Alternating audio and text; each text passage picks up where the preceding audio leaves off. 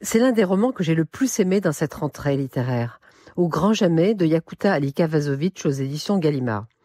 Parmi les nombreux romans qui en cet automne concernent la famille, et plus précisément les pères ou les mères, celui-ci se distingue par son style, sa poésie et sa manière subtile de mêler la fiction et le récit personnel et familial.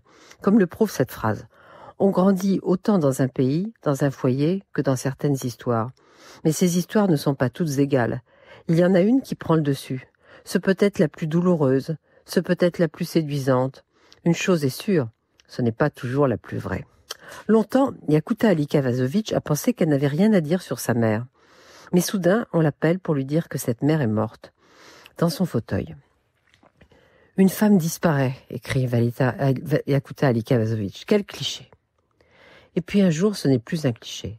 Un jour, c'est un téléphone qui sonne à une heure indue, une heure grise où tout le monde dort, même à votre stupeur, votre enfant qui vous paraît ne jamais dormir. Et à l'autre bout du fil, c'est un ami de la famille. Il vous demande si vous êtes assise. Ta mère, vous dit-il, c'est ta mère. C'est le cœur de ta mère qui ? Alors, qui était cette mère, sur laquelle, au fond, elle ne s'était jamais vraiment interrogée ? C'est une femme qui écrivait. Une poète reconnue dans son pays, l'ex-Yougoslavie. En 1971, un de ses recueils avait été célébré et avait eu du succès. En 1972, elle est venue en France. Elle a d'abord fait des petits boulots, elle a gardé des enfants. Puis elle a eu une fille, Yakuta, en 1979. Et l'année suivante, elle l'a emmenée à l'enterrement de Sartre pour pouvoir lui dire qu'elle avait assisté enfant à cet événement.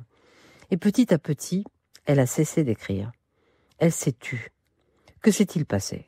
Pourquoi a-t-elle renoncé ? Pourquoi a-t-elle abdiqué, démissionné ? Peut-on comprendre cette énigme ? Peut-on approcher le mystère d'une vie, même si c'est la vie d'une personne proche, très proche, comme une mère ? C'est l'un des enjeux de ce très beau livre. Et je vous laisse sur cette phrase, une phrase sur cette mère, son sourire. Il commence par un tremblement, un vacillement. À l'oreille, ce n'est pas tant une expression qu'une hésitation. Puis, il s'élargit, comme s'il était impossible de ne pas sourire. Alors, tout s'illumine, son visage, ses yeux. Voilà, allez donc retrouver cette mère dans Au grand jamais de Yakuta Alika-Vazovitch chez Gallimard.